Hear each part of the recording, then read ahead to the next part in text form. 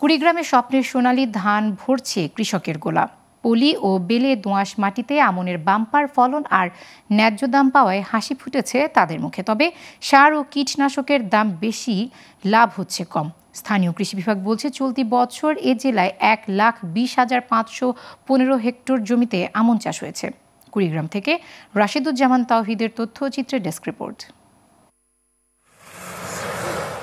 কুড়িগ্রামের সব উপজেলায় এবার আমনের বাম্পার ফলন হয়েছে। বাজারে ন্যায্য দাম পাওয়ায় হাসি ফুটেছে কৃষকের মুখে। তবে সার ও কীটনাশকের দাম কম হলে আরও লাভ হতো। কৃষকরা জানায় বর্তমানে বাজারে প্রতিমণ ধান 1200 টাকায় বিক্রি হচ্ছে। তবে সারের দাম আরও কম ও কীটনাশকের সংকটের কারণে প্রত্যাশিত লাভ হয়নি।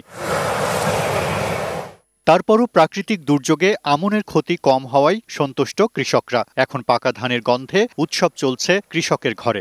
এবছর আবাদ মোটামুটি যা হয়েছে ভালো হয়েছে, দামও আল্লাহর রহমতে আছে, ভালো আছে। ফসল তো ভালো হয়েছে, 1200 টাকা করে আসবা নাকি। যদি সার এবং কীটনাশক ভালো সাপ্লাই দিত এবং দাম কম হইতো তাহলে কৃষকরা কিছু ফল পাইতো।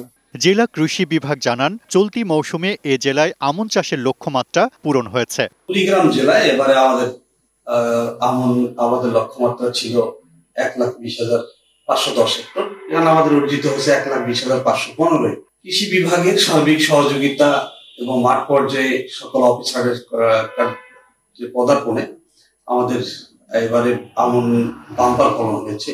বাজারে ন্যায্য দাম, সার ও কীটনাশকে ভর্তুকি ও সরকারি খাদ্য গুদামের সিন্ডিকেট ভাঙতে পারলে ধান চাষে কৃষকের আগ্রহ আরও বাড়বে বলে মনে করছে কুড়িগ্রামবাসী।